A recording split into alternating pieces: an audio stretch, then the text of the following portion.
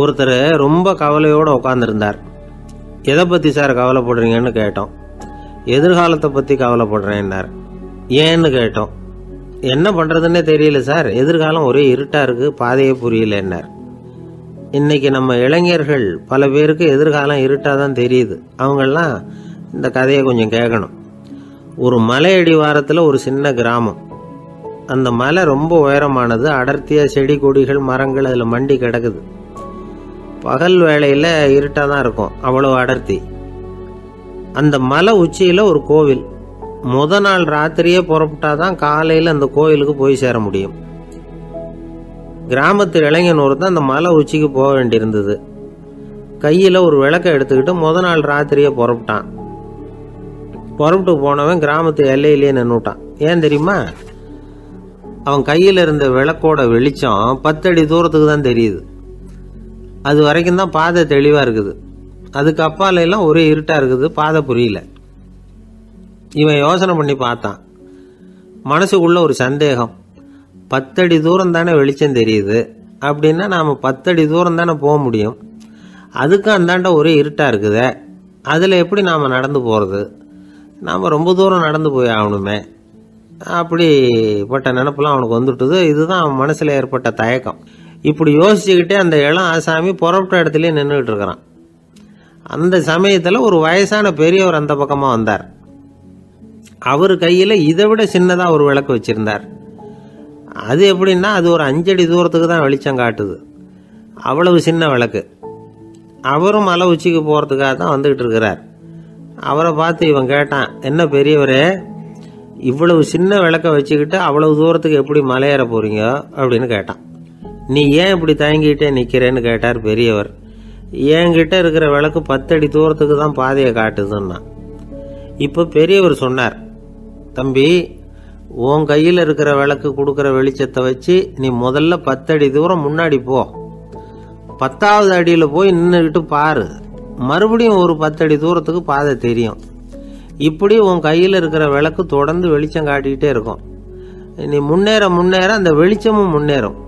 அதனால் எத்தனை கிலோமீட்டர் தூரம் வேணும்னாலும் நீ இந்த 10 அடி தூரம் வெளிச்சத்தை வச்சுக்கிட்டே நீ போயிடலாம், புறப்படு அப்படின்னார். இப்போ தான் அந்த பெரியவர் சொன்னது இளைஞனுக்கு பளிச்சுன்னு புரிஞ்சுதான். உடனே உற்சாகமாக புறப்பட்டான், உச்சிக்கு போய் சேர்ந்தான். இந்த கதையிலேருந்து நாம் புரிஞ்சிக்க வேண்டியது என்ன தெரியுமா? நீண்ட கால திட்டம் ஒன்று போடும் பொழுது நமக்கு முன்னாடி இருக்கிறத மறந்துட்டு மனசை போட்டு குழப்பிக்க கூடாது. உங்கள் கையில் என்ன இருக்கோ அதுலேயே உங்கள் எதிர்காலம் மறைஞ்சிருக்குது. கண் முன்னாடி தெரியறத வச்சு ஆரம்பிங்க, போக போக வழி தானா புலப்படும் அப்படிங்கிறார் ஒரு பெரியவர். பெரிய பயணங்களையெல்லாம் இப்படி தான் நடத்த வேண்டியிருக்கும். ஒவ்வொரு அடியாக எடுத்து வச்சா ஓடி போய் சேர்ந்து விடலாம். மலைச்சி போய் நின்றுட்டா நின்றுக்கிட்டே இருக்க வேண்டியது தான். நம்ம ஆள்லாம் ரொம்ப மோசமான இருக்கிறாங்க. ஒருத்தன் அப்படி தான் நீண்ட தூர பிரயாணம் ஒன்று புறப்பட்டான். ரயில் போய்கிட்டே இருந்தது. கொஞ்சம் தூரம் போச்சு, பாதி வழியில் கையில் வச்சுருந்த டிக்கெட்டை காற்றுல விட்டுட்டான். ஐயோ, என் டிக்கெட்டு போயிட்டுதே அப்படின்னு கத்த ஆரம்பிச்சுட்டான்.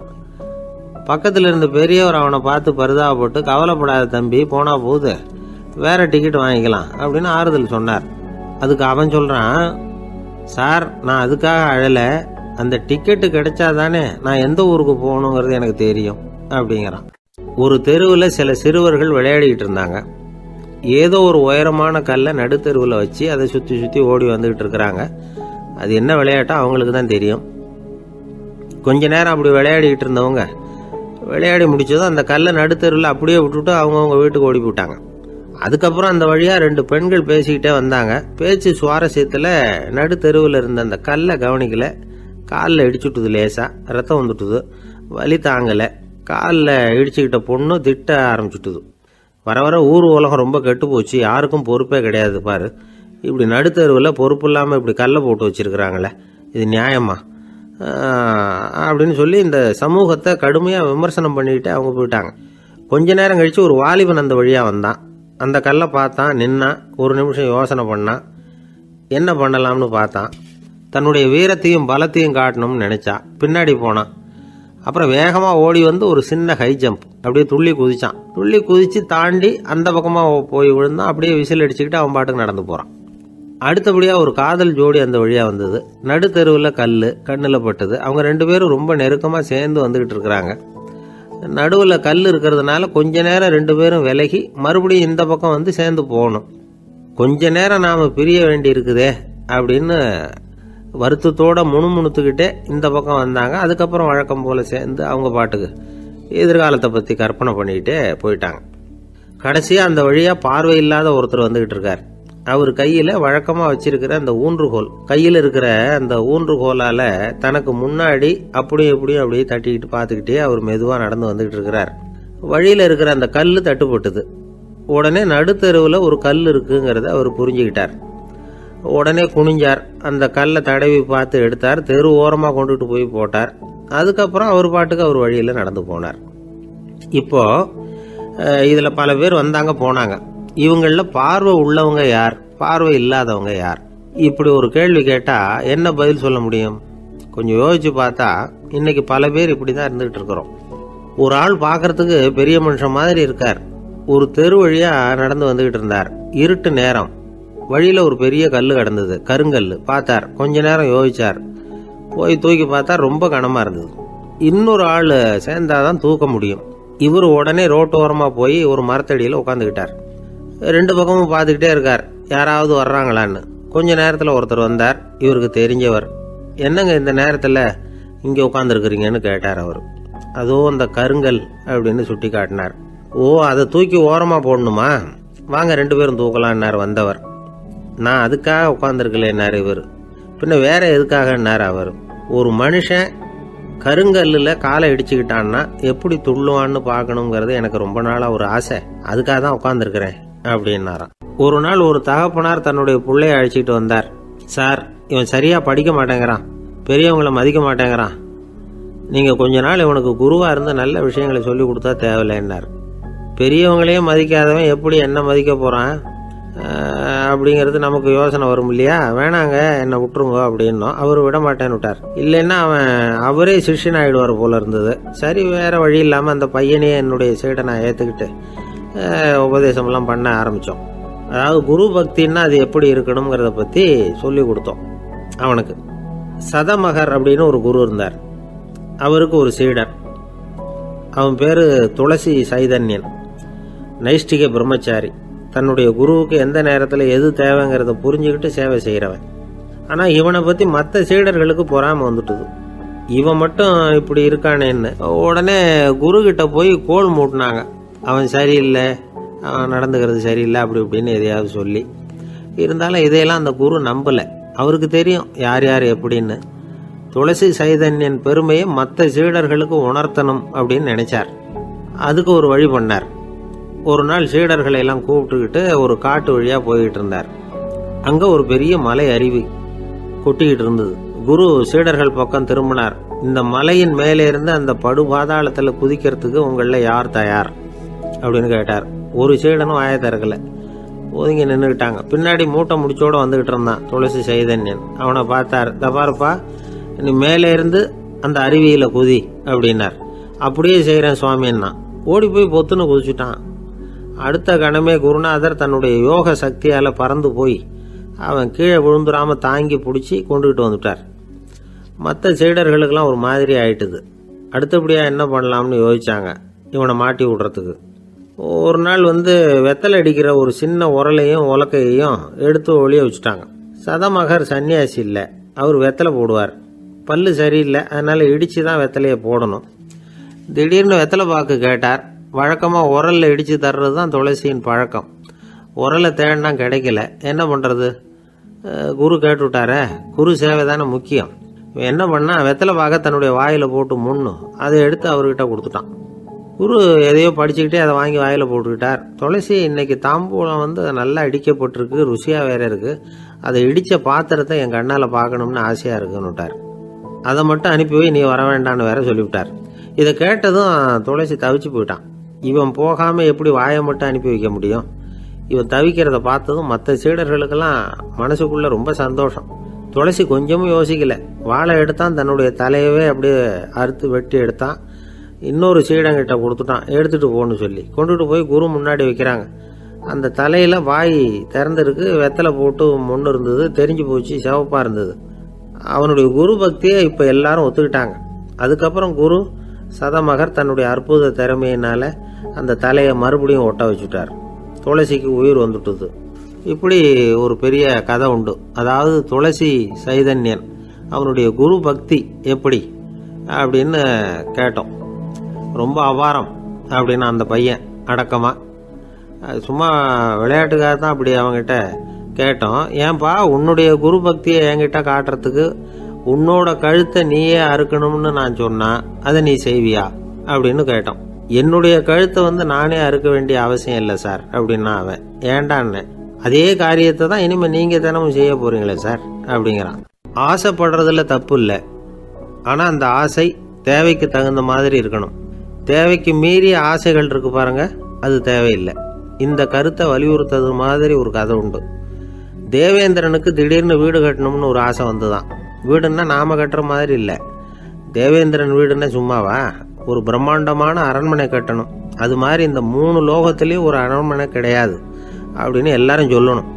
இது அவனோட ஆசை.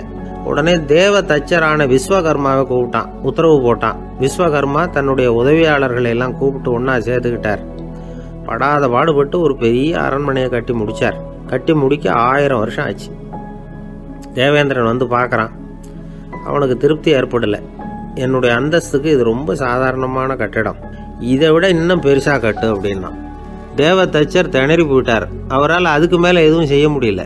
என்ன பண்றதுன்னு யோசனை பண்ணார். நேரா நாரதர் காலில் போய் விழுந்தார். நீங்க தான் என்னை இந்த பிரச்சனையிலேருந்து காப்பாற்றணும்னார்.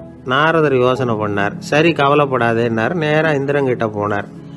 இந்திரன் நாரதரை பார்த்த உடனே வாங்கன்னு கூட்டிட்டு போய் அரண்மனையை காட்டினான். இது மாதிரி ஒரு அரண்மனையை நீங்க வேற எங்கேயாவது பார்த்துருக்குறீங்களா அப்படின்னு ரொம்ப பெருமையா கேட்டான். நான் பார்த்ததில்லை, ஆனா என்னை விட வயசுல மூத்தவர் மகரிஷி லோமேசர், அவர் ஒருவேளை பார்த்துருக்கிறாரா என்னமோ அப்படின்னார். உடனே அவரை மனசுல நினைச்சு தியானம் பண்ணினார். அடுத்த கணம் லோமேசர் அங்க வந்தார். இடையில ஒரு சின்ன துண்டு, கையில ஒரு கமண்டலம், தலையில ஒரு பாய், அவ்வளவுதான் அவர்கிட்ட இருந்தது. எதுக்காக தலையில இந்த பாய் அப்படின்னு கேட்டான் இந்திரன். என்ன மாதிரி அற்ப ஆயுள் உள்ள ஒரு ஜீவன் தனியா வீடு கட்டிக்கிட்டு திண்டாடணுமா? இந்த பாய் தான் ஒரு வீடு மாதிரி எனக்கு நிழல் கொடுக்குது அப்படின்னார் அவர். என்னது, உங்களுக்கு அவ்வளவு கொஞ்சமான ஆயுளா அப்படின்னு ஆச்சரியத்தோட கேட்டான் இந்திரன். ஆமா, இதை பாரு, என்னுடைய மார்பில் ஒரு பொற்காசு அளவுக்கு ரோமம் உதிர்ந்துட்டுது. எப்போ என் உடம்புல உள்ள எல்லா ரோமமும் உதிர்ந்துருமோ அப்போ என்னுடைய ஆயுள் முடியும் அப்படின்னார். எப்போ அந்த ரோமங்கள் பூரா உதிரும்னு கேட்டான் இவன். ஒரு பிரம்மா மறைஞ்சதும் ஒரு ரோமம் உதிரும். என் உடம்புல உள்ள ரோமங்களின் எண்ணிக்கை எவ்வளவோ அவ்வளவு பிரம்மாக்கள் தோன்றி அவங்க ஆயுள் முடியும் பொழுது என் உடம்புல உள்ள ரோமங்கள் பூரா உதிரும் அப்படின்னார். அப்படின்னா ஒரு பிரம்மாவோட ஆயுள் எவ்வளவு காலம்னு கேட்டான். ஒரு பிரம்மாவுக்கு 100 தேவ வருஷம். ஒவ்வொரு தேவ வருஷத்துக்கும் 365 தேவ நாள். ஒவ்வொரு தேவ நாள்லயும் ஒன்ன மாதிரி 14 இந்திரர்கள் தோன்றி மறைகிறாங்க அப்படின்னு மகரிஷி லோமேசர் சொல்றார். இதை கேட்டதும் இந்திரன் ஆடி போயிட்டான். அவ்வளவு ஆயுள் உள்ள இவரே அற்ப ஆயுள்னு சொல்றார். நான் என்னுடைய ஆயுளை பெருசா நினைச்சுக்கிட்டு பிரம்மாண்டமான அரண்மனை கட்டணும்னு ஆசைப்படுறேனே அப்படின்னு நினைச்சான். எனக்கு வீடு கட்டின வரைக்கும் போதும்னு விட்டான். அதனால நாமெல்லாம் நம்முடைய தேவைக்கு தகுந்த மாதிரி ஆசைப்படுறது தான் நியாயம். ஆனால் அப்படியே நடந்துக்கிறோம். மனுஷன் கடவுளையே ஏமாத்தி காசு வாங்கறதுக்குள்ள ஆசைப்படுறான். ஒருத்தன் கடவுளை நினைச்சு தவம் இருந்தான். கடவுள் நேரில் வந்தார். தேவலோகத்தில் ரூபாய்க்கெல்லாம் என்ன மதிப்புன்னு கேட்டான். அங்கெல்லாம் ரூபாய்ங்கிறது உங்கள் பணத்தில் 1 கோடி ரூபாய்க்கு சமம். அதாவது தேவலோகத்தில் 1 ரூபான்னா இங்கே 1 கோடி ரூபா. அது மாதிரி எங்களுக்கு ஒரு நாளுங்கிறது உங்கள் கணக்கில் 1 கோடி வருஷத்துக்கு சமம் அப்படின்னார் கடவுள். அப்படின்னா எனக்கு நீங்கள் அதிகமாக எதுவும் தர வேணாம், உங்கள் கணக்குப்படி ஒரே 1 ரூபா கொடுங்க, அது போதும்னா இவன் ரொம்ப சாமர்த்தியமாக. கடவுள் யோசனை பண்ணார். அது ஒன்றும் கஷ்டம் இல்லை, 1 ரூபா தானே கேட்குற, கொடுத்துட்றேன். ஆனால் இப்போ வரும்பொழுது நான் எடுத்துக்கிட்டு வரல, எங்கள் கணக்குப்படியே 1 நாள் பொறுத்துக்க பணத்தோடு வந்துடுறேன் அப்படின்னு சொல்லிவிட்டு பறந்து போயிட்டார். இயேசுநாதர்கிட்ட ஒருத்தர் கேட்டாராம், இயேசுவே என்னை எவ்வளவு நேசிக்கிறீர்கள் அப்படின்னு.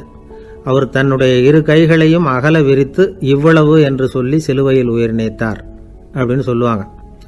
அதாவது அந்த நேசிப்புக்கு எல்லை கிடையாது, அதே போல மன்னிப்புக்கும் எல்லை கிடையாது.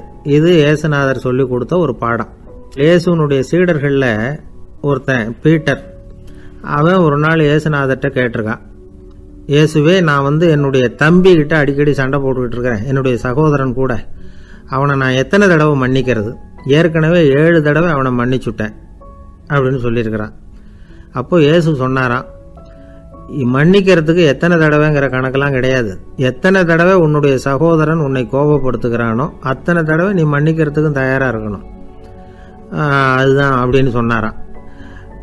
அப்போ இவனுக்கு ஒன்றும் புரியல.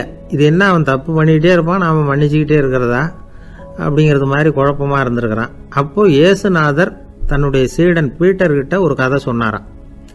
அந்த கதை இன்றைக்கு நாம் எல்லாரும் சிந்தித்து பார்க்க வேண்டிய ஒரு கதை. அதாவது மன்னிப்பை விரும்புகிறவர்கள் மன்னிக்கவும் தயாராக இருக்க வேண்டும் அப்படிங்கிறது தான் அந்த கதையினுடைய தத்துவம். அந்த இயேசுநாதர் சொன்ன கதை என்னன்னா, ஒரு மன்னர் இருந்தார். அவர் ஒரு நாள் அரண்மனையில் உட்காந்து கணக்கு வழக்குகள்லாம் பார்த்துக்கிட்டு இருந்தார். நம்ம அரண்மனையிலேருந்து யார் யார் அரசாங்க கடன் வாங்கியிருக்கிறாங்க, யார் யார் திருப்பி செலுத்தி இருக்கிறாங்க அப்படிங்கிற விவரத்தையெல்லாம் பார்த்துக்கிட்டு இருந்தார். அப்போ தான் புரிஞ்சுது, அந்த அரண்மனையில் வேலை செய்கிற ஒருத்தனே அரசாங்க கடன் வாங்கியிருக்கிறான். எவ்வளவு? 10,000 பொற்காசுகள் வாங்கியிருக்கான் கடன். இந்த 10,000 பொற்காசுகளை திருப்பி செலுத்தலை அரசாங்கத்துக்கு. இது மன்னர் கவனத்துக்கு வந்தது. உடனே நம்ம அரண்மனையில் இருக்கிறவனே அரசு கடன் வாங்கி திருப்பி செலுத்தாமல் இருக்கான், அவனை கூப்பிட்டு வாங்கன்னு சொல்லி கூப்பிட்டுட்டு வந்தாங்களாம். விசாரிச்சிருக்கிறாங்க, என்னப்பா நீ எவ்வளவு ஒன்று? ஆமாங்க, 10,000 பொற்காசுகள் வாங்கியிருக்கிறேன், இன்னும் திருப்பி கட்டலைன்றிருக்கான். உடனே அவர் மன்னர் சொல்லியிருக்கிறார், நம்ம சட்டத்திட்டப்படி நீ உடனே பணத்தை திருப்பி கட்டிடு. அப்படி உன்னால் கட்ட முடியலன்னா உன்னுடைய வீடு வாசல் சொத்து சுகம் எல்லாத்தையும் விற்று அந்த பணத்தை அரசு கருவூலத்தில் சேர்த்துக்கிறதுக்கு நானே ஏற்பாடு பண்ணிடுறேன் அப்படின்னு அந்த மன்னர் சொன்னாராம். இவன் அப்படியே அதிர்ச்சி ஆகிட்டான். அப்படியே பொத்துன்னு காலில் விழுந்தானா, மன்னா என்னை மன்னிச்சுங்க, என்னால் முடியல, எனக்கு மன்னிப்பு கொடுங்க அப்படின்ட்டுருக்கான். உடனே அவர் எழுந்திரிச்சு, சரி நீ மன்னிப்பு கேட்டுவிட்ட, அதனால் உன்னை மன்னிக்கிறேன், நீ பணம் கட்ட வேண்டாம் அப்படின்னு சொல்லி அந்த மன்னர் அவனை விட்டுட்டாராம். பணத்தையும் தள்ளுபடி போட்டார், நீ திருப்பி கட்ட வேண்டான்னு. இவனுக்கு ரொம்ப மகிழ்ச்சி. அதனால் ரொம்ப உல்லாசமாக வந்துகிட்டு இருக்கிறான். தெருவில் வந்துகிட்டு இருக்கிறப்ப இவங்கிட்ட கடன் வாங்கின ஒருத்தன் எதுக்கு வந்துகிட்டு இருக்கான். அவன் இவங்கிட்ட ஒரு 100 பொற்காசுகள் கடன் வாங்கியிருக்கான்.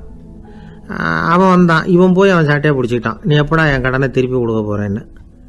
அவன் இப்போ முடியல, கொஞ்சம் பொறுத்துக்கா, அப்புறம் தரேன் இருக்கான். அதெல்லாம் முடியாது, நீ கொடுத்து தான் ஆகணும் அப்படின்னு இவன் புடிவமாக சொல்கிறான். இப்போ நிலைமையை பாருங்கள், இவன் ஏற்கனவே 10,000 பொற்காசுகள் அரசாங்கத்தில் கடன் வாங்கினா அதுக்கு மன்னிச்சு விட்டுட்டார் இவனை. ஆனால் இவன் இன்னொருத்தனை மன்னிக்கிறதுக்கு தயாராக இல்லை. இவங்கிட்ட கடன் வாங்கின இன்னொருத்தன் 10 பொற்காசுகள், அவனை மன்னிக்க தயாராக இல்லை. அவனை கொண்டு போய் நீதிமன்றத்தில் கொண்டு போய் நிறுத்தி தண்டனை வாங்கி கொடுத்துட்டான். நீதிபதி என்ன சொன்னார், அந்த இவன் வாங்கின பொற்காசுகளை திருப்பி கட்டுற வரைக்கும் ஜெயிலில் இருக்கணுங்கிறது தீர்ப்பு. ஆனால் உடனே அரசர் காதில் விழுந்தது. சொல்லிட்டாங்க, உங்ககிட்ட மன்னிப்பு வாங்கிட்டு போனானே ஒருத்தன், அவன் இன்னொருத்தனை மன்னிக்கிறதுக்கு தயாராக இல்லை, அவனை கொண்டு போய் ஜெயிலில் அடைச்சிட்டான் அப்படின்னு. உடனே மன்னர் பார்த்தார், இவனை மறுபடியும் கூப்பிட்டு வர சொன்னார். தபாரப்பா, நான் உன்னை மன்னிச்சு விட்டேன், ஆனால் நீ இன்னொருத்தனை மன்னிக்கிறதுக்கு தயாராக இல்லை, அதனால் என்னுடைய தீர்ப்பையும் மாத்துறேன், நீயும் அரசு கடன் தீர்ற வரைக்கும் ஜெயிலில் தான் இருக்கணும் அப்படின்னு சொல்லி ஜெயிலுக்கு அனுப்பிச்சிட்டாராம். இப்படி ஒரு கதையை இயேசுநாதர் தன்னுடைய சீடருக்கு சொன்னதாக ஒரு வரலாறு. அது என்ன, அதிலேருந்து நாம் புரிந்து கொள்ள வேண்டியதுன்னா, நாம் மன்னிக்கப்படணும்னு நாம் விரும்புகிறோம்னா நாம் இன்னொருத்தரை மன்னிக்கிறதுக்கு தயாராக இருக்கணும். அதனால் நாம் இன்னொருத்தரை யாரையும் மன்னிக்க மாட்டோம், ஆனால் என்ன இன்னொருத்தர் மன்னிக்கணும் அப்படிங்கிறது மாதிரி செய்யக்கூடாதுன்னு சொல்லுவாங்க. அது மாதிரி நாம் இப்போ இது தப்பாக புரிஞ்சுக்கிறவங்களும் இருக்கிறாங்க. பாவம் மன்னிப்புங்கிறதுலாம் எதுக்குன்னா, அதாவது மறுபடியும் பாவம் செய்யாமல் இருக்கிறதுக்காக தான். அதான் மன்னிக்கிறாரே அப்படிங்கிறதுக்காக மறுபடியும் பாவம் பண்ணிகிட்டு இருக்கிறது இல்லை. அதான் ஒருத்தர் கேட்டாராம், பாவத்திலேருந்து மன்னிப்பு கிடைக்கணும்னா நீ என்ன செய்யணும் அப்படின்னு கேட்டிருக்கார். அதுக்கு அவன் சொல்லியிருக்கிறான், நான் முதல்ல பாவம் செய்யணும், அப்போ தானே மன்னிப்பு கிடைக்கும் அப்படின்னு நானா. இப்படிப்பட்டவர்கள் தான் இன்றைக்கி உலகத்தில் அதிகமாக இருக்கிறாங்க. அதனால் இந்த மன்னிப்பின் மகத்துவங்கிறது இயேசுநாதர்கிட்டேருந்து தான் நாம் புரிஞ்சுக்கணும். அந்த இயேசு சொன்ன அந்த மன்னிக்கிற மனோபாவம் இருந்தால் இன்றைக்கி உலகம் பூராவும் அமைதி பூங்காவாக இருக்கும். அதில் ஒன்றும் ஆச்சரியமே இல்லை, அதில் ஒன்றும் சந்தேகமும் இல்லை. அதனால் மன்னிக்கிற மனோபாவத்தை நாம் எல்லாரும் நமக்குள்ளே வளர்த்து கொள்ள வேண்டும் அப்படிங்கிறது தான் நாம் இன்றைக்கு எல்லோரும் சிந்தித்து பார்க்க வேண்டிய ஒரு செய்தி. என்ன சார், உங்கள் பையன் என்ன செஞ்சுக்கிட்டு இருக்கிறான் இப்போ அப்படின்னு கேட்டார் ஒருத்தர். அடிக்கடி கண்ணாடி முன்னாடி நின்று அழகு பார்த்துக்கிட்டு இருக்கிறான் சார் அப்படின்னாரு அப்பா. இளம் பருவம் இப்படி தான் இருக்கும், அதையெல்லாம் சாதாரணமாக நினச்சிடாதீங்க அப்படின்னாரு அவர். என்ன சார் சொல்கிறீங்க, கண்ணாடி முன்னாடி நின்றுக்கிட்டு நேரத்தை வீணாக்கிக்கிட்டு இருக்கான், அதை ஒரு பெரிய விஷயமா நான் நினைக்கணுமா அப்படின்னாரு இவர். இளம் பருவத்தில் இளைஞர்களுக்கும் சின்ன பொண்ணுங்களுக்கும் அடிக்கடி கண்ணாடியில் பார்க்கணும்னு தோணும். அது வெறுமனே அழகு பார்க்கறது மட்டும் இல்லை, அவங்க தங்களையே தேடி கண்டுபிடிக்கிற ஒரு முயற்சி அது. இது ஒரு மனோதத்துவ விளைவு. இது வரைக்கும் சின்ன பிள்ளையா இருந்துட்டோம், இனிமேல் நாமளும் மற்றவங்க மாதிரி மனிதர்கள் தான் அப்படிங்கிற உணர்வு அவங்களுக்கு வருது. தங்களோட முகம் எப்படி இருக்குது, அழகு எப்படி இருக்குது, உடம்பு நேரம் எப்படி இருக்குது, முடி எப்படி இருக்குது அப்படிங்கிறதையெல்லாம் கண்டுபிடிக்கிறாங்க. அதுக்கப்புறம் இன்னொரு ஆணோ பொண்ணோ தன்னை கவனிக்கணும் அப்படின்னு நினைக்கிறாங்க. இதெல்லாம் மனோதத்துவ உண்மைகள், இதெல்லாம் இயற்கை. இதை பார்த்துட்டு பெற்றவங்க பிள்ளைங்க கெட்டு போட்டாங்க அப்படின்னு நினைக்கக்கூடாது, அவங்கள திட்டிக்கிட்டே இருக்கக்கூடாது. இன்னைக்கு பல குடும்பங்களில் இதுதான் நடந்துகிட்டு இருக்குது. மனுஷ வாழ்க்கையிலேயே இப்படியும் இல்லாத அப்படியும் இல்லாத ஒரு பருவம் இளம் பருவம். 13லேருந்து 19 வயசுக்கு உட்பட்ட ஆண்கள் பெண்கள் இந்த வகையை சேர்ந்தவங்க, டீனேஜ் குரூப். இவங்களை சின்னவங்கன்னு நினச்சிட முடியாது, பெரியவங்கன்னு நினச்சிட முடியாது. இவங்க ரொம்ப சென்சிட்டிவ். சமூகம் நினச்சா இவங்களை நல்லவங்களாகவும் ஆக்கலாம், கெட்டவங்களாகவும் ஆக்கலாம். கொஞ்சம் அக்கறை எடுத்துக்கிட்டால் பெரிய பெரிய மேதைகளையும் விஞ்ஞானிகளையும் உருவாக்கலாம். ஆனால் நடக்கிறது என்ன தெரியுமா, அநேகமாக இவங்களை யாருமே சரியாக புரிஞ்சுக்கிறது இல்லை, இவங்களை சரியாக நடத்துறதும் இல்லை.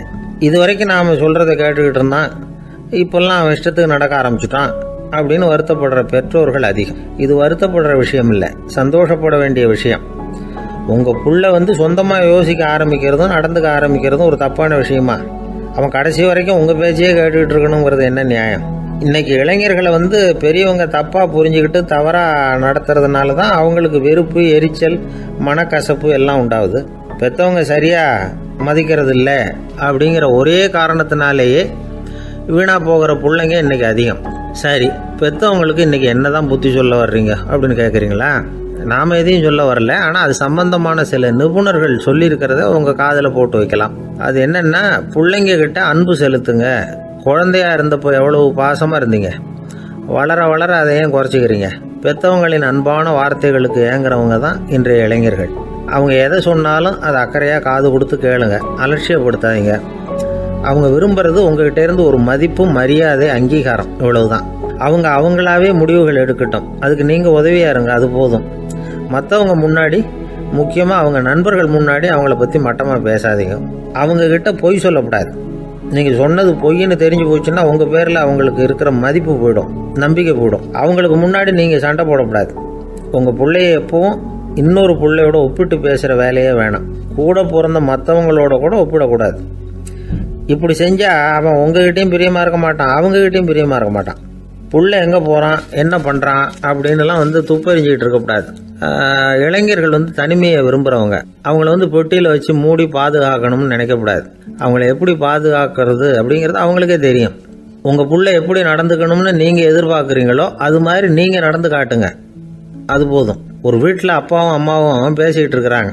என்னங்க, நம்ம பொண்ணு பெரியவளாயிட்டா, அடிக்கடி கண்ணாடி முன்னாடி போய் நின்றுக்கிட்டு இருக்கிறா, சீக்கிரமாக ஒரு பையனை பார்த்து கல்யாணத்தை முடிக்காமல் இப்படி மசன்னு கல் மாதிரி உட்காந்துருக்குறீங்களே அப்படின்னு சத்தம் போட்டாங்க அந்த அம்மா. அவசரப்படாத, பார்க்கறதுக்கு கண்ணுக்கு அழகா லட்சணமா புத்திசாலியா ஒரு பையன் கிடைக்க வேணாமா, அதுதான் பார்த்துக்கிட்டு இருக்கிறேன் அப்படின்னாரு அப்பா. இதுக்கு அந்த அம்மா சொல்றாங்க, எங்க அப்பா இப்படியெல்லாம் நினைச்சுக்கிட்டு இருந்திருந்தா எனக்கு கல்யாணமே ஆயிருக்காது தெரியுமா அப்படின்னாங்களாம். ஒரு வயசான அம்மா தெரு வழியா போயிட்டு இருந்தாங்க. அவங்க கையில் எண்ணத்தையோ வச்சுக்கிட்டு அதை அடிக்கடி பார்த்துக்கிட்டே இருந்தாங்க. ஒருத்தன் மெதுவாக அவங்கக்கிட்ட போய் கையில் இருக்கிறது என்ன அப்படின்னு எட்டி பார்த்தா அவங்க கையில் 4 பல்லு இருந்துதான். இவன் ஆச்சரியமாக அந்த அம்மாவை பார்த்தான். ஏம்மா, உனக்கு என்ன பைத்தியமா, ஏது இந்த பல்லு, இதை என்னத்துக்காக கையில் வச்சுக்கிட்டு அலைஞ்சிக்கிட்டு இருக்கிற அப்படின்னு கேட்டிருக்கான். அதுக்கு அந்த அம்மா விவரம் சொல்ல ஆரம்பித்தாங்களாம். இதை பாருப்பா, எனக்கு ஒரு மகன் இருந்தான், அவனை ரொம்ப செல்லமாக வளர்த்தேன். அவனை தரையிலேயே நடக்க விடுறதில்ல, எப்பவும் தூக்கி வச்சுக்கிட்டு இருப்பேன். அவன் நல்லா பெரியவனாகி பள்ளிக்கூடம் போகிறப்ப கூட அவன் புஸ்தக மூட்டையை நான் தான் சுமந்துக்கிட்டு போவேன். பார்க்குறவங்க கூட கேலி பண்ணுவாங்க, ஏம்மா படிக்க போகிறது நீயா உன் பிள்ளையான்னு கேட்பாங்க. அவன் இன்னைக்கு எவ்வளவோ பெரிய மனுஷன் ஆகிட்டான், வெளிநாட்டில் பெரிய உத்தியோகத்தில் இருக்கான். சமீபத்தில் இங்கே வந்துட்டு போனான். ஒரு நாள் ஏதோ கோபத்தில் என்ன அரைஞ்சுட்டான். அப்போ இந்த 4 பல்லும் கீழே விழுந்துட்டுது. இன்னமும் கூட விழுந்திருக்கும், ஆனால் பல்லு தான் இல்லை. என் புள்ள அரைஞ்சதுனால விழுந்த பல்லு இல்லையா அது, அதனால் இதை எப்பவும் என் கையிலேயே வச்சுக்கிட்டு ஆசையோடு பார்த்துக்கிட்டு இருக்கிறேன். அவன் தான் வெளிநாட்டுக்கு போட்டான், அவனை பார்க்க முடியாத ஏக்கத்தை நான் இந்த பல்லை பார்த்து போக்கிக்கிறேன் அப்படின்னு நாங்களாம் அந்த அம்மா. இந்த கதை எதுக்காகன்னா, தாய் அன்பு அப்படிங்கிறது எப்படிப்பட்டதுங்கிறத புரிஞ்சுக்கிறதுக்காக. கல்யாணம் ஆனதுக்கு அப்புறம் தாயை மறந்து விடுறவங்க எத்தனை பேர் இந்த உலகத்தில்? அவங்க காதில் வேணுங்கிறதுக்காக தான் இந்த தகவல். ஆனால் ஒரு விஷயம் மட்டும் நல்லா புரிஞ்சுக்கணும், தாயை மதிக்க தெரிஞ்சவங்க தான் இன்றைக்கி வாழ்க்கையில் எல்லா விதத்துலேயும் முன்னுக்கு வந்திருக்கிறாங்க. வேணும்னா விசாரித்து பார்த்துக்குங்க. இன்னொரு அம்மா இருந்தாங்க. அவங்க தினமும் ஒரு கோயிலுக்கு வருவாங்க. சாமியை பார்த்து, கடவுளே நான் இறந்து போனால் நரகத்துக்கு போகணும் அப்படின்னு வேண்டிக்குவாங்களாம். எல்லாரும் சொர்க்கத்துக்கு போகணும்னு தானே கடவுள்கிட்ட வேண்டிக்குவாங்க. இந்த அம்மா தினம் நான் நரகத்துக்கு போகணும் அப்படின்னு வேண்டிக்கிறாங்க. அங்கேருந்து அர்ச்சகருக்கு இது சந்தேகம். ஒரு நாள் அதை நேரடியாகவே அவங்கக்கிட்ட கேட்டுவிட்டார். அதுக்கு அந்த அம்மா பதில் சொன்னாங்களாம், ஐயா, எனக்கு கல்யாணம் ஆகி ரொம்ப நாள் வரைக்கும் குழந்தை பாக்கியம் இல்லாமல் இருந்தது. கோயில் குளம் எல்லாம் சுற்றி வந்தேன். ரொம்ப நாள் கழித்து ஒரு குழந்தை பிறந்தது, ஆண் குழந்தை. அவனை நான் ரொம்ப செல்லம் கொடுத்து வளர்த்தேன். அதோட விளைவு என்ன ஆச்சுன்னா, அவன் ரொம்ப மோசமாக ஆயிட்டான். கெட்ட பழக்க வழக்கம்லாம் கற்றுக்கிட்டான். அவன் இறந்து போனால் நிச்சயம் அவனுக்கு நரகம்தான் கிடைக்கும். அந்த அளவுக்கு கெட்டவன் அவன். அப்படிப்பட்ட காரியங்கள்லாம் பண்ணிகிட்ருக்கான், எனக்கு தெரியும். இவனுக்காக நரகத்தில் கூட யாரும் தயவு காட்ட மாட்டாங்க, தாட்சண்யம் காட்ட மாட்டாங்க. அதனால் இவனுக்கு முந்தி நான் இறந்து நரகத்துக்கு போயிட்டா அங்கே இவனை கவனிச்சிக்கலாமே, இவனுக்கு பணிவிடை செய்யலாமேன்னு பார்க்குறேன் அப்படின்னு நாங்களாம். அதனால தான் நான் நரகத்துக்கு போகணும்னு தினம் ஆண்டவனை வேண்டிகிட்டு இருக்கிறேன் அப்படின்னு கண்கலங்கி அந்த அம்மா சொன்னாங்களாம். அதுதான் தாய் உள்ளம்ங்கிறது. தாயின் பெருமையை சரியாக உணர்ந்துட்டா அவங்களுக்கு எப்பவும் எந்த கஷ்டமும் வராது. இது ஏதோ உபதேசத்துக்காக சொல்கிற வார்த்தை இல்லை, உண்மையான வார்த்தை. இந்த விவரத்தையெல்லாம் நண்பர் ஒருத்தர்கிட்ட சொல்லிகிட்டு இருந்தேன். அவர் கொஞ்ச நாள் கழித்து என்னை தேடி வந்தார். அவர் கையிலேயும் 4 பல்லு வச்சுருந்தார். என்னங்க ஆச்சு, ஏதுங்க அந்த பல்லு அப்படின்னு விசாரித்தோம். உங்கள் உபதேசத்தை கேட்டுவிட்டு இந்த உலகத்தில் எல்லாரையும் தாயாக நினைக்க ஆரம்பிச்சிட்டேன். ஒரு அம்மாவை கடத்தரில் பார்த்து தாயேன்னு கூப்பிட்டேன். அவங்க உடனே பலார்னு என்னை அரைஞ்சிட்டாங்க. பல்லு விழுந்துட்டுது. அதை தான் பொறுக்கி எடுத்துக்கிட்டு நேராக உங்களை தேடி வந்துக்கிட்டு இருக்கிறேன்னார். தாயேன்னு தானே கூப்பிட்டீங்க, அதுக்கு ஏன் அரைஞ்சாங்க அப்படின்னு கேட்டோம். நான் தாயேன்னு கூப்பிட்டது அவங்க காதில் நாயேன்னு விழுந்துட்டு தான், அதுதான் அப்படி ஆயிட்டுது அப்படின்னார். ஒரு ஆஃபீஸில் வேலை பார்க்குற ஒருத்தர் ஏதோ தப்பு பண்ணிவிட்டார். உடனே மேல் அதிகாரி அவரை கூப்பிட்டு அனுப்புனார். நீ செஞ்சது தப்புன்னார் கோபமாக. இது ஒரு ரகம். சில அதிகாரிகள் இப்படி நீங்கள் செஞ்சது தப்புன்னு சொல்கிறதில்ல, நீங்கள் செஞ்சது சரி அப்படின்னு சொல்கிறதில்ல. எப்படி சொல்லுவாங்கன்னா, நீங்கள் செஞ்சது சரியில்லைன்னு நான் நினைக்கிறேன் அப்படின்னு சொல்லுவாங்களாம். அதாவது சில பேர் நீங்கள் செஞ்சது தப்புங்கிறாங்க, அதையே மாற்றி சொல்கிறாரு இவர், நீங்கள் செஞ்சது சரியில்லைன்னு நினைக்கிறேன். இது ரெண்டும் அர்த்தம் ஒன்று தான், இருந்தாலும் வார்த்தைகள் வித்தியாசம். நிர்வாக திறமை இல்லாத ஒரு அதிகாரி யூ ஆர் ராங் அப்படின்னு சொல்லுவாராம். நிர்வாக திறமை உள்ள அதிகாரியாக இருந்தால் அதையே கொஞ்சம் மாற்றி I think you are not correct அப்படிம்பாராம். இதுதான் வித்தியாசம். இருந்தாலும் வார்த்தைகளை உபயோகப்படுத்துகிற விதத்தை வச்சு தான் வேலை நல்லா நடக்கிறதும் நடக்காததும் இருக்குது. விவரம் தெரிஞ்சவங்க என்ன சொல்கிறாங்க தெரியுமா? Be a leader not a boss அப்படிங்கிறாங்க. ஒரு லீடராக பாஸாக இருக்காதே அப்படிங்கிறாங்க. சரி, அப்படின்னா லீடருக்கும் பாஸுக்கும் வித்தியாசம் உண்டா அப்படின்னு கேட்டால் இருக்குன்னு சொல்கிறாங்க. லீடருங்கிறவர் வேறு, பாஸுங்கிறவர் வேறு. ஒரு லீடர் எப்படி நடந்துக்குவார், ஒரு பாஸ் எப்படி நடந்துக்குவார், இதை முதல்ல நாம் தெரிஞ்சுக்கணும். அவங்க எப்படி நடந்துக்குவாங்க அப்படிங்கிறதுக்கு சில விவரங்கள் இருக்குது. அதை கேட்டோம்னா நாம் புரிஞ்சுக்கலாம் அதை. அதாவது பாஸுங்கிறவர் விரட்டிக்கிட்டே இருப்பார், லீடருங்கிறவர் ஊக்கப்படுத்திக்கிட்டே இருப்பார். நாளைக்கு சாயந்தரத்துக்குள்ளே அந்த வேலையை செஞ்சு முடிக்கலைன்னா தொலைச்சி விடுவோம் தொலைச்சி அப்படிம்பார் அவர். இவர் எப்படி சொல்லுவார்னா, இது வரைக்கும் நீங்கள் செஞ்சுருக்கிற வேலை ரொம்ப அற்புதம் அப்படிம்பார். பாஸுங்கிறவர் அதிகாரத்தை நம்பி செயல்படுறவர், லீடருங்கிறவர் நல்லெண்ணத்தை நம்பி செயல்படுறவர். நம்மக்கிட்ட அதிகாரம் இருக்குது, பவர் இருக்குது, அதனால் காரியத்தை சாதிச்சுடலாம் அப்படின்னு நினைக்கிறவர் அவர். மற்றவங்க கிட்ட ஒரு நல்ல அபிப்பிராயத்தை சம்பாதிச்சுக்கிட்டு அது மூலமாக காரியங்களை சாதிக்கிறவர் இவர். பாஸுங்கிறவர் பயத்தை உண்டு பண்ணுவார், லீடருங்கிறவர் அன்பை பரவ செய்வார். அது செய்யலைன்னா ஆடிட்டில் தகராறாயிடும், இது செய்யலைன்னா இன்க்ரிமெண்ட்டு கட் ஆகிடும், இப்படி ஏதாவது சொல்லி பயமுறுத்திக்கிட்டே இருப்பார் அவர். இவர் அப்படி இல்லை. உடம்பு இப்படி இருக்குது, வீட்டில் எல்லோரும் சௌக்கியமாக இருக்கிறாங்களா, ஆஃபீஸில் எல்லாம் வசதியாக இருக்குதா, நான் ஏதாவது உதவி செய்யணுமா அப்படின்னு அன்புக்கு முக்கியத்துவம் கொடுப்பார். பாஸுங்கிறவர் எதுக்கு எடுத்தாலும் நான் சொல்லிட்டு இருப்பார், லீடருங்கிறவர் நாமன்னு சொல்லிட்டு இருப்பார். பாஸுங்கிறவர் தப்புக்கு காரணம் யாருன்னு பார்ப்பார், லீடருங்கிறவர் தப்பு என்னன்னு பார்ப்பார். இதுதான் ரெண்டு பேருக்கு வித்தியாசம். The boss shows who is wrong, the leader shows what is wrong அப்படின்னு சொல்லுவாங்க. இந்த காரியம் எப்படி செய்யப்பட்டிருக்கு அப்படின்னு தெரிஞ்சுக்கிறவர் பாஸ். இந்த காரியத்தை எப்படி செய்யணும்னு செஞ்சு காட்டுறவர் லீடர். பாஸுங்கிறவர் பணியாளர்களை திட்டுவார், லீடர் மரியாதைக்குரியவராக நடத்துவார், அதுக்குரியவராக அவர் நடந்துக்குவார். செய்கிற வேலையை ஒரு சுமையாக நினைக்க வைக்கிறவர் பாஸ், செய்கிற வேலையை ஒரு சந்தோஷமாக ஆக்கிறவர் லீடர். ஒரு முதலாளியாக இருக்கிறவர் அல்லது ஒரு நிர்வாகியாக இருக்கிறவர் இது மாதிரியான நுணுக்கங்களையெல்லாம் தெரிஞ்சு வச்சுக்கிறது நல்லது. ஒரு பாஸ் இருக்கார், அவர் ஒரு நாள் ரொம்ப பெருமையாக தன்னோட ஆஃபீஸை பற்றி பேசிக்கிட்டு இருந்தார். எனக்கு கீழே 200 பேர் வேலை செய்கிறாங்க சார், நான் ஒரு கோடு கிழிச்சா அவங்க அதை தாண்டாத அளவுக்கு நான் நடந்துக்கிறேன் சார் அப்படின்னார் அவர். அது எப்படி முடியுது உங்களால் அப்படின்னு கேட்டோம். நான் கோடே கிழிக்கிறது இல்லை சார் அப்படின்னார். ஒருத்தர் மனசில் நிம்மதி இல்லாமல் உட்காந்துருந்தார். என்ன சார் விஷயம் அப்படின்னு விசாரித்தேன். அகலக்கால் வச்சுட்டேன், அதுதான் அவதிப்படுறேன்னார். விவரமாக சொல்லுங்கன்னு. வீடு கட்டணும்னு ஆரம்பித்தேன், வேலை பாதியிலேயே நிற்கிது, கையில் பணம் இல்லை அப்படின்னார். இது மாதிரி ஆசாமிகள் பல பேரை நீங்கள் பார்த்துருக்கலாம். இவங்கெல்லாம் சுலபமாக மன அழுத்தத்துக்கு ஆளாயிடுறாங்க. மன உளைச்சல், அதாவது ஸ்ட்ரெஸ் அப்படின்னு சொல்கிறோமே, அதுக்கு அடிப்படையான சில காரணங்கள் உண்டு. அதாவது மிகையாக திட்டமிடுதல் அப்படிங்கிறதும் ஒரு முக்கியமான காரணம். நடைமுறை சாத்தியம் என்னங்கிறத மனசில் வச்சுக்கிட்டு எந்த திட்டத்தையும் தீட்டணும், அப்போ தான் அது சரியாக வரும். ரெண்டாவது காரணம் என்ன தெரியுமா? ஒரே நேரத்தில் பல்வேறு செயல்களில் ஈடுபடுறது. தொலைபேசியில் பேசிக்கிட்டே கையில் இருக்கிற கடிதத்தை படிச்சுக்கிட்டே எதிரில் உட்காந்துக்கிட்டு இருக்கிறவருக்கும் அப்பப்போ பதில் சொல்லிக்கிட்டு மனசில் பல்வேறு சிந்தனைகளை அப்படியே ஓட விட்டுக்கிட்டு இருக்கிறது, இதுவும் மன அழுத்தத்தை உண்டாக்குது. மூணாவது காரணம், எதிலேயும் வெற்றி மட்டும் எதிர்பார்க்குற ஒருதலைப்பட்சமான ஆர்வம். நாம் தொட்டதெல்லாம் வெற்றியாகவே முடியணும் அப்படின்னு எதிர்பார்க்குறவங்க ஏதாவது ஒன்றில் தோல்வியை கண்டால் தோண்டு போயிடுறாங்க. எப்படியும் முடியலாம்ங்கிற எண்ணம் ஏற்கனவே நமக்குள்ளே இருந்துட்டுதுன்னா அந்த அவஸ்தை வராது. அதனால் அதுவும் நம்ம வளர்த்து கொள்ள வேண்டிய ஒரு குணம். மன உளைச்சல் ஏற்படுறதுக்கு இன்னொரு காரணம், எதையும் வேகமாக செஞ்சுடணும் அப்படிங்கிற துடிப்பு.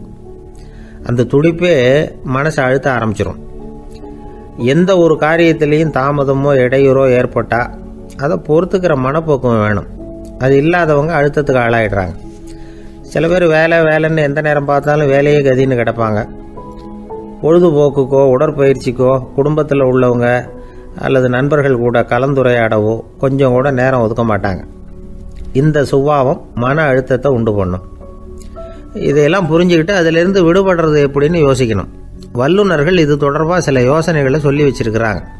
அது என்னன்னா, வாழ்க்கைங்கிறது பிரச்சனைகளால் பின்னப்பட்ட ஒன்று, அது எப்போவுமே முடிவடையாத ஒரு தொடர்கதை அப்படிங்கிறத முதல்ல நாம் புரிஞ்சுக்கணும்.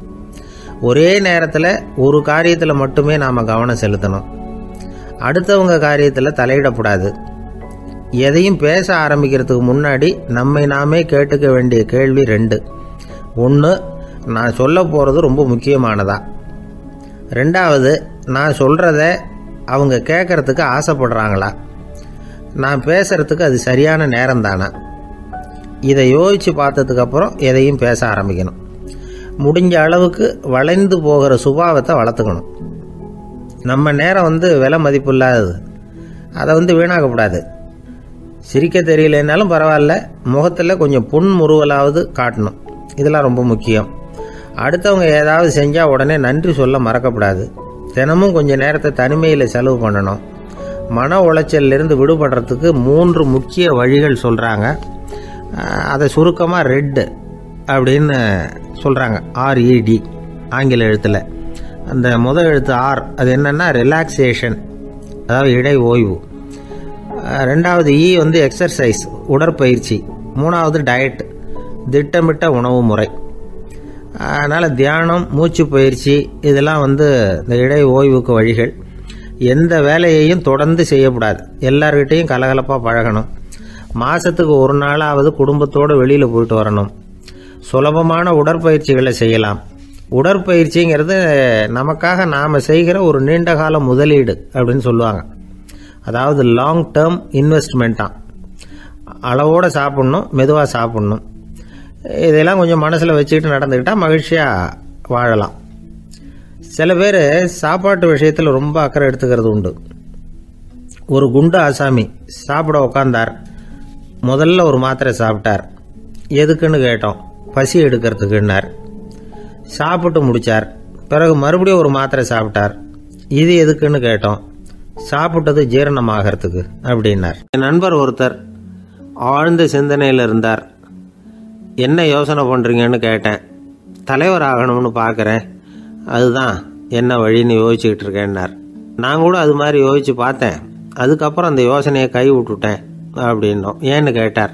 அதுக்கான தகுதிகள் நமக்கு இல்லைங்கிறது புரியுது.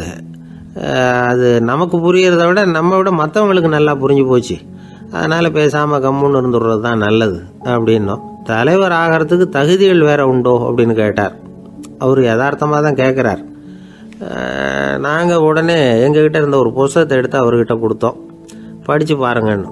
தலைவர் ஆகிறதுக்கு என்ன வழி அப்படிங்கிறத பற்றி அதில் போட்டிருக்கிறாங்க. முதல் வழி என்ன தெரியுமா?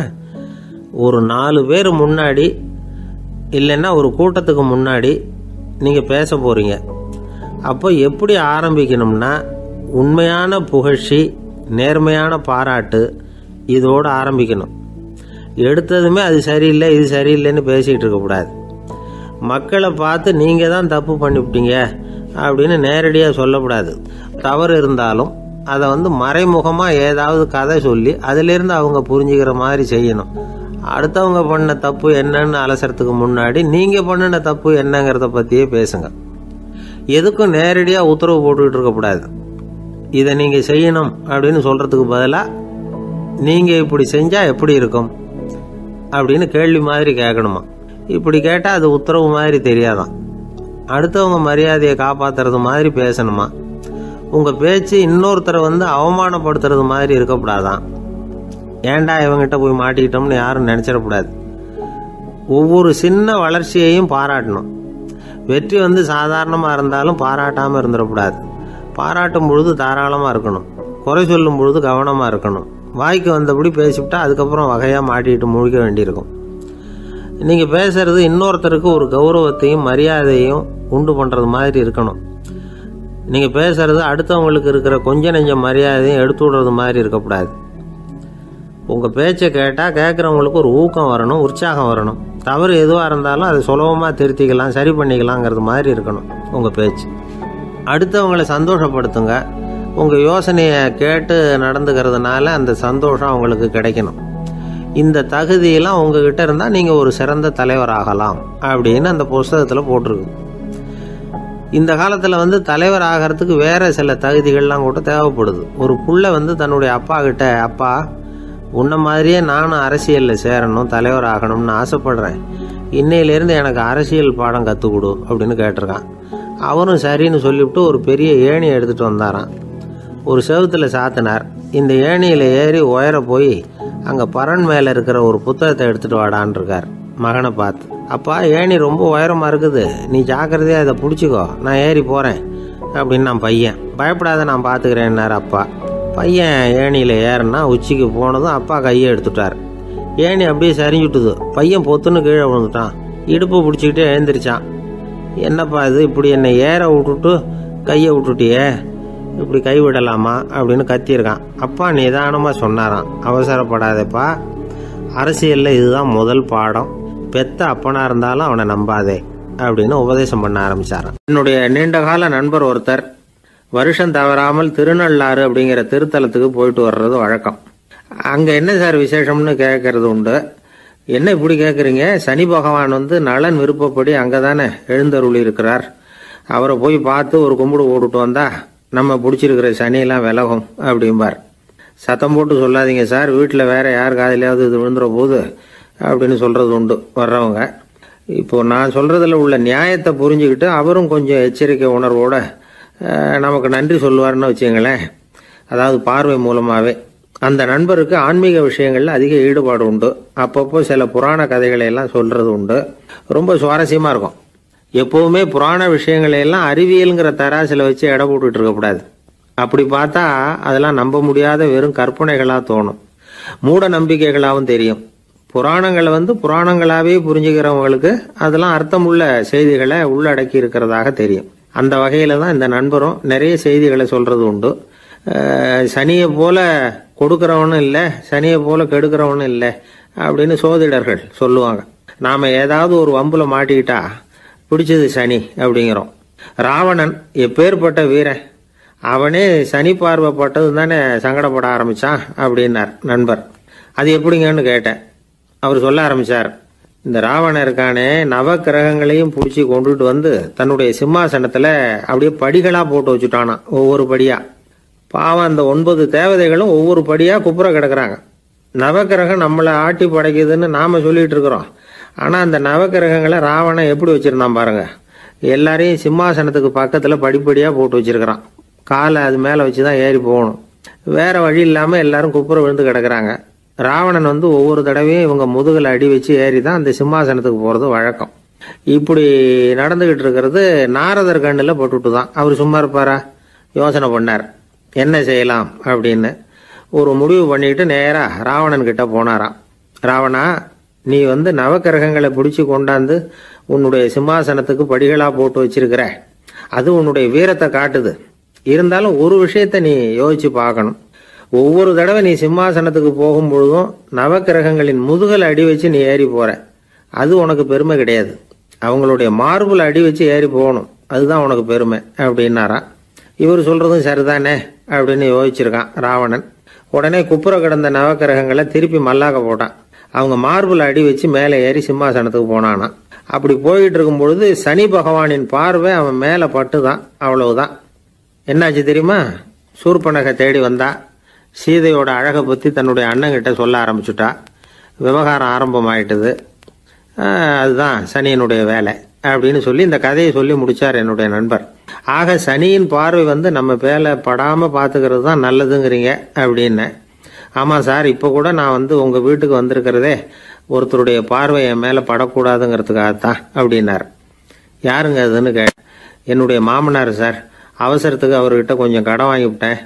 நம்ம மாப்பிள்ளை தானேன்னு சொல்லி அவரு விட்டு கொடுக்கறதுக்கு தயாரா இல்லை.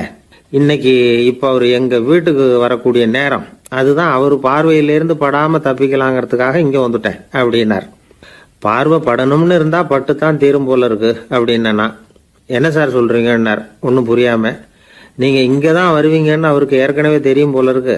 அதனால உங்களுக்கு முன்னாடியே உங்க மாமனார் இங்க வந்துட்டார். அதுவும் அந்த பீரோவுக்கு பக்கத்துலதான் பின்னாடி மறைஞ்சு நின்றுட்டு இருக்கிறார் அப்படின்னு. ஒரு பள்ளிக்கூடம், அதுல வசதியான வீட்டுக்குள்ள ஒருத்தன் படிச்சுக்கிட்டு இருந்தான். இன்னொரு ஏழை பையனும் அங்க படிச்சுக்கிட்டு இருக்கிறான். இவங்க 2 பேரும் ஒரே தெருவில் தான் இருக்கிறாங்க. பணக்கார வீட்டு பையன் பங்களாவில் இருந்தான்.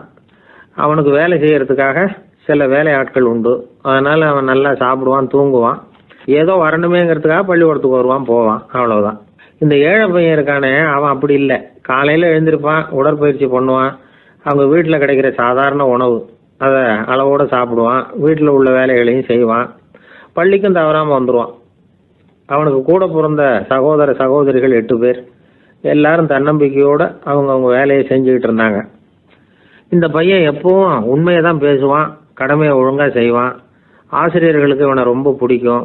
அதனால இவனை அந்த பள்ளிக்கூடத்து மாணவர் தலைவனா ஆக்கியிருந்தாங்க. இது அந்த பெரிய இடத்து பையனுக்கு பிடிக்கல. மாணவர் தலைவனுக்கு பணிஞ்சு போறதுக்கும் அவனுக்கு விருப்பம் இல்லை. ஒரு நாள் வகுப்புல ஆசிரியர் எல்லா மாணவர்களுக்கும் ஒரு வேலை கொடுத்தார். எல்லாரும் அதை சுறுசுறுப்பா செஞ்சுக்கிட்டு இருக்கிறாங்க. இவன் மட்டும் சோம்பலா உட்காந்துருக்கிறான். ஆசிரியர் அந்த பக்கமா வந்தார். இதை பார்த்துட்டார். உடனே மாணவர் தலைவனா இருக்கிற அந்த ஏழை பையனை கூப்பிட்டார். இந்த பாருப்பா, ஏன் அந்த பையன் இப்படி சும்மா உட்காந்துருக்கிறான், என்னன்னு விசாரிச்சு சொல்லு அப்படின்னு சொல்லிவிட்டு உள்ள போயிட்டார். இவன் மெதுவா போய் அவன்கிட்ட விசாரிச்சான், ஏன் இப்படி சோர்ந்து போய் உட்காந்துருக்கிற அப்படின்னு. அவன் ரொம்ப அலட்சியமா இவனை திரும்பி பார்க்கறான். என்னோட சிரமம் உனக்கு என்ன தெரியும்? வீட்டில் என்னுடைய சௌகரியங்களை கவனிக்கிற வேலையாட்கள் 2 பேரும் இன்னைக்கு வேலைக்கு வரல. அதனால என்னோட வேலையெல்லாம் நானே கவனிக்கிற மாதிரி ஆயிட்டுது. அதனால சோர்ந்து போயிட்டேன் அப்படின்னு நான். அப்புறம் கேட்டிருக்கான், அது சரி, உன்னுடைய வீட்டில் உன்னுடைய வேலைக்காரங்க வராத போது நீ எப்படி சமாளிக்கிற அப்படின்னு கிண்டலாக கேட்டிருக்கான். அதாவது இவன் ஏழைங்கிறதையும் இவன் வீட்டில் வேலை செய்யறதுக்கு யாரும் இல்லைங்கிறதையும் இப்படி சொல்லி கிண்டல் பண்ணுறான். இந்த ஏழை பையனுக்கு இது புரிஞ்சுது, மனசு வேதனை போட்டுது. இருந்தாலும் வெளியில் காட்டிக்காமல் சிரிச்சுக்கிட்டே சொன்னானா, எனக்கு அந்த கவலையே கிடையாது, என்னுடைய உதவிக்கு நான் நினைச்ச உடனே என்னுடைய காரியத்தை செய்யறதுக்கு 8 பேர் எப்பவும் தயாராக இருப்பாங்க அப்படின்னு. இவன் இப்படி சொன்னதும் அவனுக்கு ஒரு மாதிரி ஆயிட்டு தான், தலையை குனிஞ்சுக்கிட்டே போயிட்டான். உள்ளே உட்காந்துருந்த ஆசிரியர் காதில் இது விழுந்தது. உடனே இந்த ஏழை பையனை உள்ளே கூப்பிட்டு போனாரு, கேட்டாரு, என்னப்பா இப்படி சொல்ற? இவன் பொய் சொல்ல மாட்டாங்கிறது அவருக்கு தெரியும், அவனை சமாளிக்கிறதுக்காக இப்படி ஒரு பொய்யை சொல்லியிருப்பாங்கிறதையும் அவரால் ஏற்றுக்க முடியல. ஏன்பா நீ நினைக்கிற காரியத்தை செய்ய 8 பேர் தயாராக இருக்கிறதா சொன்னியே, உன்னுடைய சகோதர சகோதரிகளை குறிப்பிட்டு அப்படி சொன்னியா அப்படின்னு கேட்டார். இல்லைங்க ஐயா, நான் அவங்கள குறிப்பிட்டு அப்படி சொல்லலைன்னா. அப்படின்னா பொய் சொன்னியா? இந்த சின்ன விஷயத்துக்கு அப்படி பொய் சொல்லலாமான்னார். ஐயா நான் பொய்யும் சொல்லலைன்னா. இவன் அப்படின்னா நீ சொன்னதுக்கு என்ன அர்த்தம்னார். இப்போ அந்த பையன் சொல்றான், ஐயா நான் நினைக்கிறத செய்து முடிக்க என் கூட இருக்கிற அந்த 8 பேர் யாருன்னா 2 காலு 2 கை வாய் மூக்கு கண்ணு காது ஆக மொத்தம் 8. இவங்க தான் அந்த வேலை ஆட்கள். நான் சொல்றதை செய்யறதுக்கு, நான் சொல்றதை கேட்கறதுக்கும் செய்யறதுக்கும் அவங்க எப்பவும் தயாரா இருக்காங்க. அந்த அளவுக்கு என்னுடைய பயிற்சிகள் பழக்க வழக்கங்கள் மூலமா அவங்கள நல்ல நிலைமையில வச்சிருக்கிறேன் அப்படின்னா. இந்த கதையை சுவாமி சின்மயானந்தர் சொல்றது வழக்கம். இயற்கை நமக்கு கொடுத்துருக்கிற வேலை ஆட்கள் இந்த 8, இவங்களை நல்ல முறையில வச்சிருந்து வேலை வாங்க வேண்டியது நம்முடைய கடமை. அந்த கடமையை ஒழுங்கா செஞ்சுக்கிட்டு வந்தா வாழ்க்கையில வெற்றி நிச்சயம், இல்லைன்னா குழப்பம்தான். புத்தி சரியா இல்லைன்னா இந்த வேலையாட்கள் நாம சொல்றத கேட்க மாட்டாங்க. ஒருத்தன் குடி போதையில தள்ளாடி தள்ளாடி போய் ஒரு மரத்துல முட்டிக்கிட்டானா, தலையில கட்டு போட்டுக்கிட்டு மறுநாள் வந்திருக்கான். ஏன்டா இப்படி பண்றேன்னு கேட்டிருக்காங்க. நான் ஒதுங்கி போன்னு தான் சொன்னேன், அது கேட்கல அப்படின்றான். எது கேட்கல? உன்னோட காலா அப்படின்னு கேட்டிருக்காங்க. இல்லைங்க அந்த மரம் அப்படின்னு நானா. ஒருத்தர் குதிரை ரேஸுக்கு போனார், பணம் கட்டினார், தோத்து போயிட்டார். மறுபடியும் போனார், பணம் கட்டினார், தோத்து போனார். அடுத்த தடவையும் பணம் கட்ட போனப்போ அவரை தடுத்து கேட்டோம், ஏன் சார் ஏற்கனவே விட்டது போதாதா, இன்னமும் இருக்கிறத விடணுமா அப்படின்னு கேட்டோம். விட்டதையெல்லாம் மொத்தமாக எடுக்க வேணாமா சார், அதுக்காக தான் தொடர்ந்து பணம் கட்டுறேன்னார் அவர். இவரை திருத்துறது ரொம்ப கஷ்டம். இது ஒரு மனநோய். மனநோய்களில் பல வகை உண்டு. மனநோய்கள் பிரிவு அட்டவணையில் சூதாட்டம்ங்கிறது அவதியுறும் நோய் அப்படிங்கிற தலைப்பில் வருது. சூதாட்டம் 2 வகைப்படும்னு சொல்கிறாங்க உளவியல் நிபுணர்கள். ஒரு வகை எப்படின்னா, நண்பர்களோடு சேர்ந்துக்கிட்டு மகிழ்ச்சியும் கிளர்ச்சியும் அடையிறதுக்காக ஈடுபடுறது, பிரச்சனைகளை தீர்க்கறதுல ஒரு ஆர்வம், கேளிக்கைக்காக கொஞ்சம் விட்டு பிடிக்கிறது அப்படிங்கிற மனுஷனுடைய அடி மனசில் உள்ள விபரீத பிணைய சுபாவம், இதெல்லாம் அதுக்கு காரணம். இன்னொரு வகை எப்படின்னா, சூதாட்டத்தில் ஈடுபட்டு ஒரு கட்டாய நிலைமைக்கு ஆளாயிடுறது, ஈடுபடு அப்படின்னு மனசு ஒரு வெறித்தன்மையை தூண்டிக்கிட்டே இருக்கும். இப்படிப்பட்டவங்களுக்கு நாம் தோத்துக்கிட்டு இருக்கோங்கிறது தெரியும், நாம் ஜெயிக்கிறதுக்கான சந்தர்ப்பம் இல்லைங்கிறதும் தெரியும். இதனால் நமக்கும் கஷ்டம், நம்ம சுற்றி இருக்கிறவங்களுக்கும் கஷ்டங்கிறதும் புரியும். அப்படி இருந்தும் சூதாடுவாங்க. இதுக்கு காரணம் சூதாடியின் பகற்கனவு அப்படிங்கிறாங்க நிபுணர்கள். இந்த நிலைமைக்கு கட்டாய சூதாட்டம் அல்லது நிர்பந்த சூதாட்டம் அப்படின்னு பேர் வச்சிருக்கிறாங்க. இப்படிப்பட்ட ஆசாமி இருக்கிறது பூரா விட்டுருவான், கடன் வாங்குவான், திருடுவான். இருந்தாலும் என்னைக்காவது ஒரு நாள் ஜெயிச்சிருவேன் அப்படின்னு சொல்லிக்கிட்டே இருப்பான். விட்டதை எடுத்துருவேங்கிற ஒரு நம்பிக்கை சுடர் அவனுக்குள்ளே எரிஞ்சுக்கிட்டே இருக்கும். இவனை மனநோயாளி அப்படின்னு சொல்லிட முடியாதான். என்ன காரணம்னா, இது மாதிரி ஆளுங்க கிட்ட மன போராட்டமோ கவலையோ பதட்டமோ இருக்கிறது இல்லை. சில விசேஷமான குணங்கள் இவங்க கிட்ட உண்டு. எதிர்ப்பு உணர்ச்சி, சிறுபிள்ளைத்தனம், சட்ட திட்டங்களையும் சம்பிரதாயங்களையும் உட தெரியாத மனப்போக்கு, பொறுப்பில்லாத தன்மை, நெறி தவறி நடக்கிறது எல்லாம் இவங்ககிட்ட உண்டு. ஆனால் வெளிப்பார்வைக்கு ரொம்ப சிநேகமாக இருப்பாங்க, அன்பாக இருப்பாங்க. அப்படி இருக்கிறதாக காட்டிக்குவாங்க. ஆதாயம், சுயலாபம் இதெல்லாம் கருதி தான் பழகுவாங்க. இவங்க கேட்குறப்ப நாம் பணம் கொடுக்கலன்னு வச்சுக்கோங்க, நம்மளை கை விட்டுருவாங்க.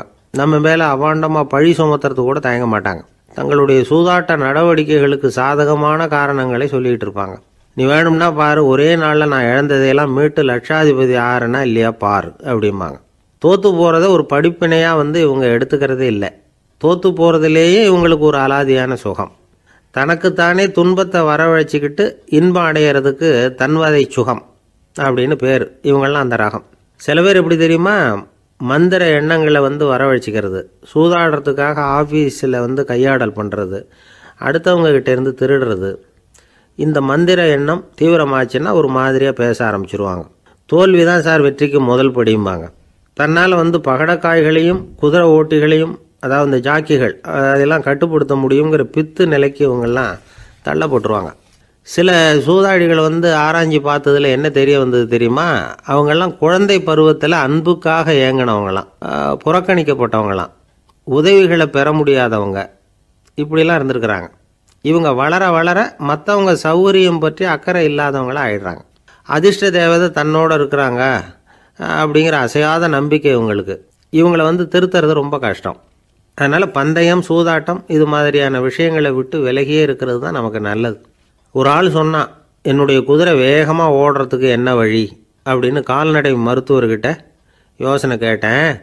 அவர் ஒரு பாட்டில் நிறைய மாத்திரைகளை கொடுத்து தினம் 2 மாத்திரை விதமாக கொடுக்க சொன்னார். முதல் நாள் 2 மாத்திரையை கொடுத்துட்டு அது மேலே ஏறி உட்கார்றதுக்கு போனேன். அவ்வளவுதான். அதுக்குள்ளே அது அம்பு மாதிரி பாஞ்சு ஓடி போச்சு. நான் இன்னும் உட்காரவே இல்லை, அதுக்குள்ளே பாஞ்சு ஓடி போச்சு அப்படின்னா. அடடா, அப்புறம் நீங்கள் என்ன பண்ணீங்க அப்படின்னு கேட்டாங்க. என்ன பண்ணுறது, மீதி மாத்திரை பூராவே நான் முழுங்கி விட்டு அதுக்கப்புறம் துரத்தி பிடிச்சி அது மேலே ஏறி உட்காந்தேன் அப்படின்னா அவன். பொங்கல் திருநாள்னா இது ஏதோ அறுவடை திருநாள் அப்படின்னு சொல்லுவோம். அதாவது வருஷம் பூரா நாம் பாடுபட்டு அதனுடைய பலனை அனுபவிக்கிற நாள் அப்படிங்கிறது நாம் சொல்லிகிட்டு இருக்கிறது. இது முக்கியமாக இது வந்து ஒரு நன்றி அறிவிப்பு நாள் அப்படின்னு சொல்லுவாங்க. இன்றைக்கி வந்து நிறைய நன்றி அறிவிப்பு கூட்டம்லாம் நடந்துக்கிட்டு இருக்குல்ல, அது மாதிரி விவசாயிகள் நடத்துகிற ஒரு நன்றி அறிவிப்பு விழா இது. யாருக்கு நன்றி சொல்கிறாங்கன்னா ஆதவனுக்கு. அதாவது சூரியன் இல்லைன்னா விவசாயம் இல்லை. அதனால் ஆதவனுக்கு நன்றி செலுத்துகிற நாளாக இந்த பொங்கல் திருநாளை நாம் கொண்டாடுறோம்.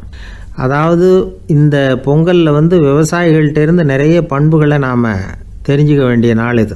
விவசாயிகள் வந்து அவங்க விவசாயம் முன்னேறி இருக்கிற அளவுக்கு விவசாயிகளுடைய வாழ்க்கை தரம் முன்னேறலை. அந்த அளவுக்கு அவர்கள் வந்து நாட்டுக்காக உழைச்சிக்கிட்டு இருக்கிறாங்க. அந்த காலத்திலே அதை பற்றி ஒரு கதை சொல்கிறது உண்டு. ஒரு வயசான ஆள் நிலத்தில் ஏறு உழுதுகிட்டு இருந்தாராம். கிழிஞ்சு போன ஒரு சின்ன துண்டை தான் இடுப்பில் கட்டியிருந்தாராம். தலையில் ஒரு கந்தலை சுற்றி இருந்தார். உடம்பு பூரா சேரு, ரொம்ப ஏழை. ஏறு ஓட்டிகிட்டு இருக்கிறவர் வேறு எப்படி இருப்பார்? இருந்தாலும் அந்த ஆள் ரொம்ப ஜாலியாக பாட்டு பாடிக்கிட்டே ஏறு உழுதுகிட்டு இருந்தாராம். உடம்புல தான் அவர் ஏழையை தவிர மனசில் ஒரு ஏழையாக தெரியல. அந்த சமயத்தில் அந்த நாட்டு ராஜா அந்த பக்கமாக குதிரை மேலே வந்தாராம். வேட்டைக்கு போயிட்டு பரிவாரங்களோடு திரும்பி வந்துக்கிட்டு இருக்கிறார். ரொம்ப செல்வ செழிப்பில் இருக்கிற ராஜா அவர் இந்த வயசான விவசாயியை பார்த்துருக்கார். இந்த ஆள் ரொம்பவும் ஏழைங்கிறது அவர் பார்த்தாவே பளிச்சுன்னு தெரியுது. கட்டிக்கிறதுக்கு நல்ல துணி இல்லை, உடம்போ இழைச்சி போயிருக்குது, வயிறு முதுகில் போய் ஒட்டிக்கிட்டு இருக்கு, கண்ணு குழி விழுந்து போயிருக்குது. ஆனாலும் முகத்தை பார்த்தா சந்தோஷமாக இருக்கிற மாதிரி இருக்குது. இவ்வளோ உற்சாகமாக பாடிக்கிட்டு இருக்கிறாரே அப்படின்னு ஆச்சரியமாக நினச்சி பார்த்தார் அந்த ராஜா. சரி, அவர்கிட்ட கொஞ்சம் பேச்சு கொடுத்து பார்க்கலாம் அப்படின்னு முடிவு பண்ணார். ஐயா பெரியவரே, இப்படி கொஞ்சம் வர முடியுமான்னாராம். பொழுது போகிறதுக்குள்ளே நான் இந்த வயல் பூரா உழவு ஓட்டி ஆகணும், அதனால் பேசுகிறதுக்கு நேரம் இல்லை அப்படின்னாராம் அந்த பெரியவர். என்ன அவ்வளவு அவசரமாக? மீதி இருந்தால் நாளைக்கு உழுதக்கூடாதா? அது சரி, உனக்கு எத்தனை ஏக்கர் நிலம் இருக்குது அப்படின்னு விசாரிச்சிருக்கார் ராஜா.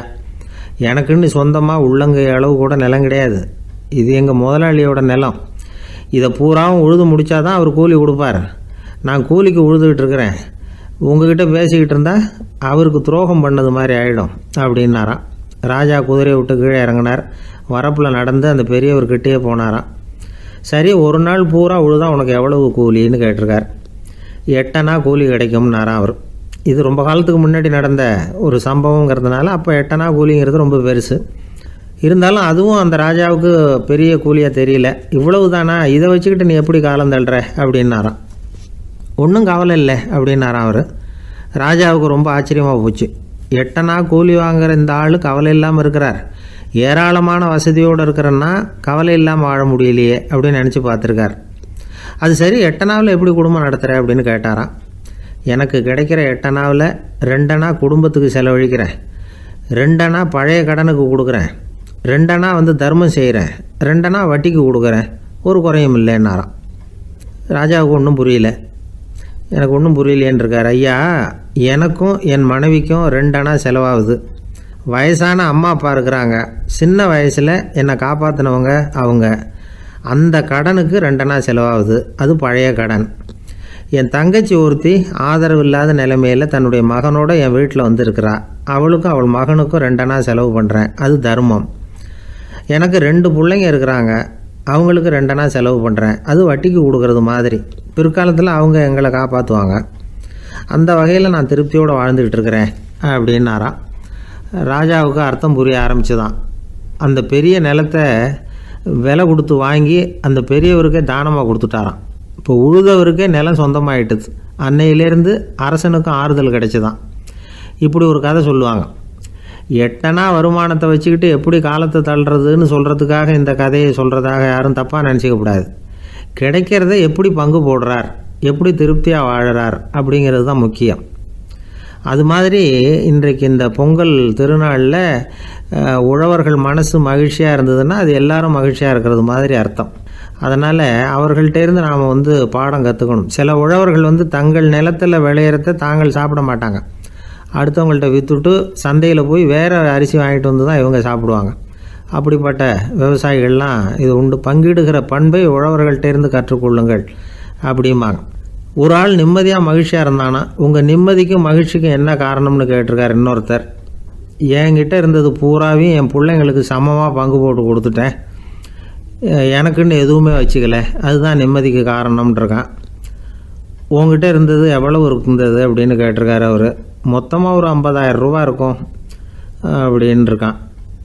அவ்வளவும் பணமாகவே இருந்ததா அப்படின்னு கேட்டிருக்காங்க இவங்க. இல்லைங்க, அவ்வளவும் கடன், அதை தான் பிரித்து கொடுத்துருக்கேன் பிள்ளைங்க கிட்ட அப்படின்னு நானும். அவன் அந்த மரத்தின் உச்சியில் ஒரு பறவை கூடு, ஏதோ ஒரு பறவை கூடு கட்டியிருந்தது. அது என்ன பறவைன்னா ராஜாளி. ஒரு குரங்கு அந்த மரத்து கிளையில தாவி தாவி குதிச்சுக்கிட்டு இருந்தது. அப்போ இந்த கூட்டில் இருந்த முட்டை அது கண்ணில் போட்டுவிட்டுது. அதுக்கப்புறம் அது சும்மா இருக்குமா, விளையாட்டாக ஒரு முட்டையை எடுத்தது, மரத்தை விட்டு கீழே இறங்கிச்சு. கீழே ஒரு குப்பை மேட்டில் ஒரு கோழி சில முட்டைகளை அது பாட்டுக்கு இட்டு வச்சிருந்தது. குரங்கு தன் கையில் இருந்த ராஜாளி பறவையோட முட்டையை அந்த கோழி முட்டைகளோட சேர்த்து போட்டுட்டு போயிட்டுது. கோழி வந்தது, பார்த்தது, அதுக்கு ஒன்றும் வித்தியாசம் புரியல. தன்னுடைய முட்டைகளோட சேர்த்து அந்த ராஜாளி முட்டையையும் சேர்த்து அடைகாத்துது. கொஞ்ச நாள்ல குஞ்சுகள்லாம் பொரிச்சுது, எல்லாம் முட்டையை விட்டு வெளியில வந்தது.